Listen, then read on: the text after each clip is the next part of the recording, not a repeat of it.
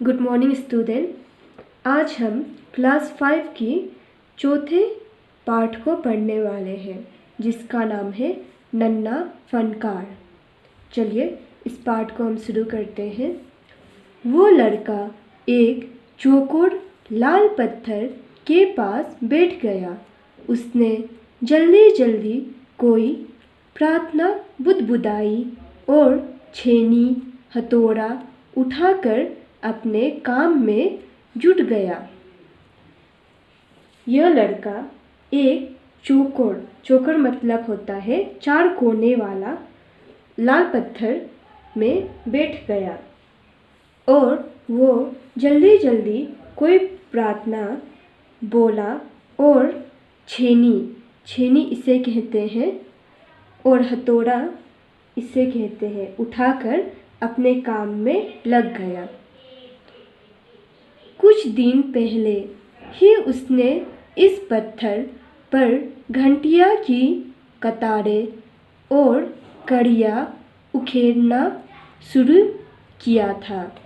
लड़के ने एक अधूरी घंटी पर छेनी की नोक टिकाई और सावधानीपूर्वक हथौड़े से घंटी पर नक्काशी करने में जुट गया।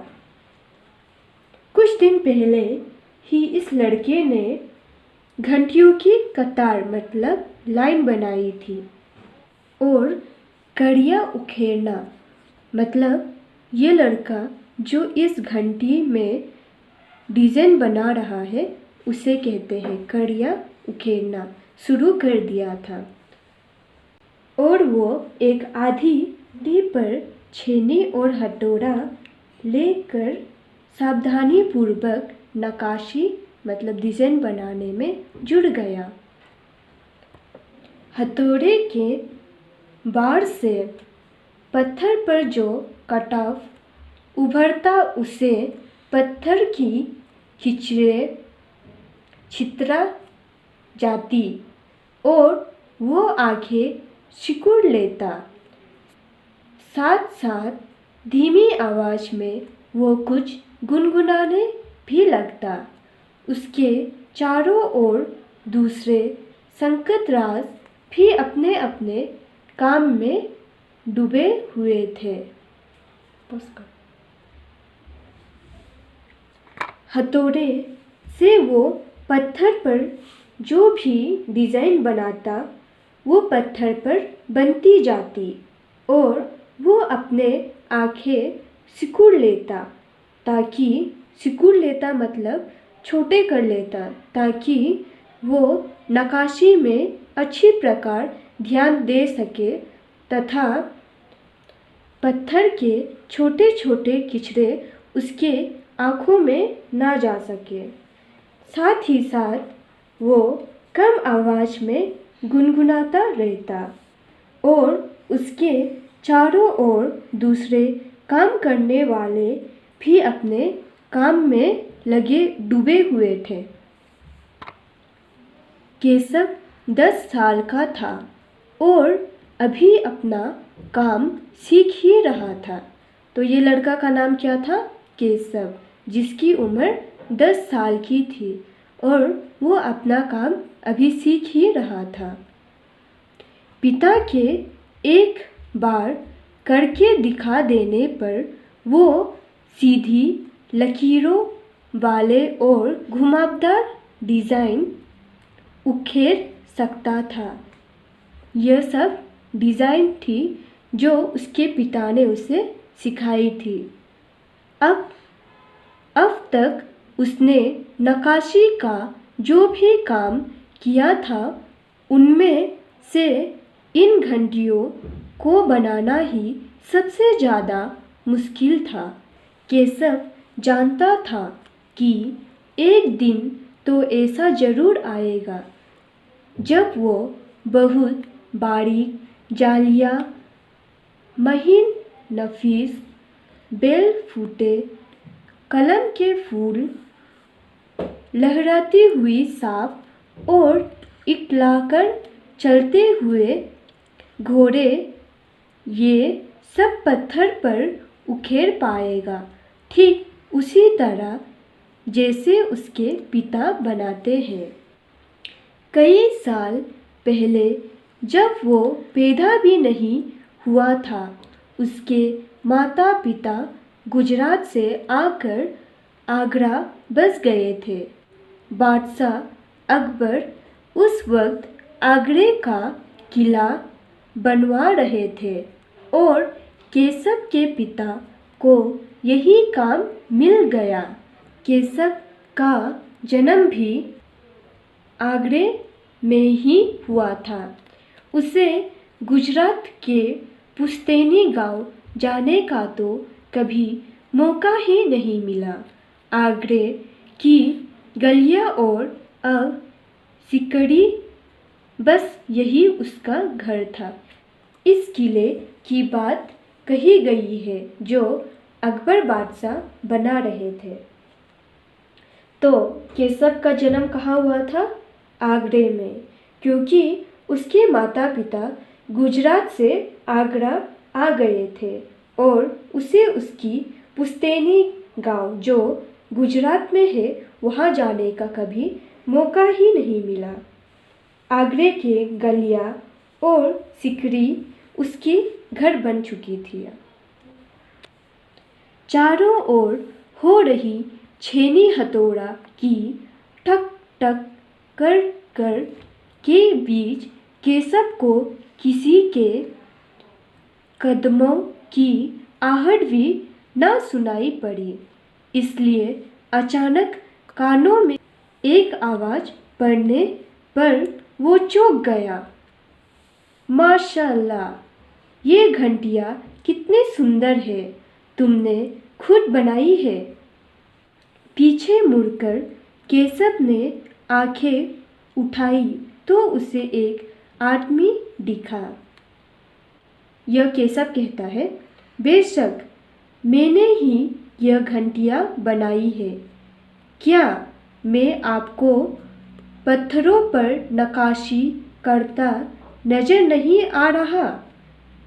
देखते नहीं, मैं ही पत्थर को तराश रहा हूँ। केशव ने बड़ी तल्खी से जवाब दिया उस आदमी को। तब वह आदमी कहता है केशव को, दिखता तो है पर तुम इतने छोटे लगते हो ना। वह आदमी हंसते हुए बोला। फिर केशव कहता है, मैं 10 साल का हूँ। फिर वह आदमी कहता है कि 10? अच्छा। वो आदमी 5 बड़े पत्थर पर बैठते हुए बोला, तब तो काफ़ी बड़े हो। मैंने भी 13 साल की उम्र में एक लड़ाई में हिस्सा लिया था। अब केशव उस आदमी को अच्छी तरह देख पा रहा था। उसकी उम्र रही होगी 30 से ऊपर, कद मछोला था। वो सफ़ेद अखरखा और पैजामा पहना हुआ था। उसके लंबे बाल गहरे लाल रंग की पगड़ी में अच्छी तरह से ढके हुए थे। तो केशव उस आदमी के बारे में क्या बताता है कि उसकी उम्र कितनी होगी? 30 के ऊपर और कद मछोला था तथा उसने सफ़ेद अगरखा और पैजामा पहना हुआ था और उसके बाल गहरी लाल पगड़ी से ढकी हुई थी। तब केशव सोचता है कि लगता है कोई बहुत बड़ा आदमी है। केशव ने उस आदमी के गले में बड़े बड़े मोतियों की माला और उंगलियों की अंगूठियों को देखते हुए सोचा। तीखी नाक, बड़े बड़े आँखें, होठों को ढकते हुए नीचे की तरफ आती घनी मूछें। केशव उस आदमी के व्यक्तित्व का मुआयना कर ही रहा था कि तब उस आदमी ने एक नक्काशी की तरफ इशारा करते हुए कहा, इस लड़ी में अभी काफ़ी काम बाकी है। केशव ने जब उस आदमी को अच्छी तरह से देखा तो उसे लगा कि यह आदमी बड़ा आदमी है, क्योंकि उसने बड़े बड़े मोतियों की माला और उंगलियों में अंगूठियाँ रखी थी। तब केशव उस आदमी की पहचान करने की कोशिश कर ही रहा था कि उस व्यक्ति ने एक नक्काशी की तरफ इशारा करते हुए कहा, इस लड़ी में अभी काफ़ी काम बाकी है। इससे पहले कि केशव कोई जवाब देता, उसने किसी तेजी से दौड़कर आने की आवाज़ सुनी। यह और कोई नहीं, महल का पहरेदार था। हुजूर, माफ़ करें, मुझे आपके आने का पता नहीं चला, हांफते हुए उसने कहा। फिर वो मुड़कर भौचक से खड़े केशव को घूरते हुए बोला, बेवकूफ़, खड़ा हो। हुजूर आला के सामने बैठने की जरूरत कैसे की तुमने? झुककर सलाम कर इन्हें। इससे पहले केशव उस आदमी को कोई भी जवाब दे पाता कि उसने किसी की दौड़कर आने की आवाज़ सुनाई दी। यह और कोई नहीं बल्कि महल का पहरेदार था और वो हाँफते हुए उस आदमी को कहता है कि हुजूर, माफ़ करें, मुझे आपके आने का पता ही नहीं चला। तब वो मुड़कर केशव को देखकर बोलता है, बेवकूफ़, खड़ा हो। हुजूर आला के सामने बैठने की जरूरत कैसे की तुमने? खड़ा होकर इन्हें सलाम करो। अब केशव का माथा ठनका। उसे कुछ समझ आ रहा था।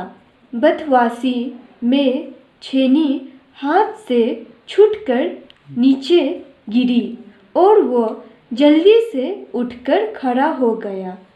अरे, कहीं ये बादशाह अकबर तो नहीं? यह ख्याल आते ही उसने झुककर सलाम किया और खरगोश की सी कतर नज़रों से अकबर को देखने लगा। जब पहरेदार ने केशव को बोला तब केशव का माथा ठनका। अब उसे कुछ समझ में आ रही थी। उसके बाद उसके हाथ से छेनी छूटकर नीचे गिर गया और वो जल्दी से उठकर खड़ा हो गया। जैसे ही उसे ख्याल आया कि यह कहीं बादशाह अकबर तो नहीं, तो उसने झुककर सलाम किया उस आदमी को। अकबर को पहरेदार की यह दखल अंदाजी भली ना लगी। उन्होंने खींचकर पहरेदार को वहाँ से जाने का इशारा करते हुए कहा, ठीक है सिपाही, कुछ देर के लिए मुझे अकेला छोड़ दो। तो वो आदमी कौन था? बादशाह अकबर। पहरेदार तो चला गया, मगर केशव असमंजस में था कि उसे क्या करना चाहिए। वापिस अपना नक्काशी का काम शुरू करे या बादशाह के हुक्म के इंतज़ार में खड़ा रहे।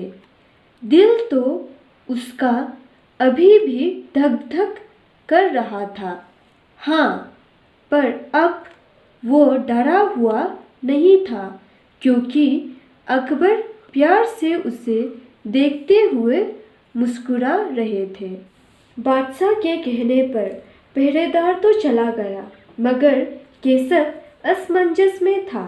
उसे समझ ही नहीं आ रहा था कि वो क्या करे, नक्काशी का काम शुरू करे या बादशाह के हुक्म का इंतजार में खड़ा रहे।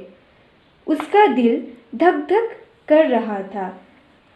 पर जब अकबर ने प्यार से उसे देखते हुए मुस्कुराया तो वो डरा हुआ नहीं था। यह पाठ का 2 भाग होगा। पहला भाग यह है और दूसरी भाग आपको दूसरी वीडियो में मिल जाएगी। धन्यवाद।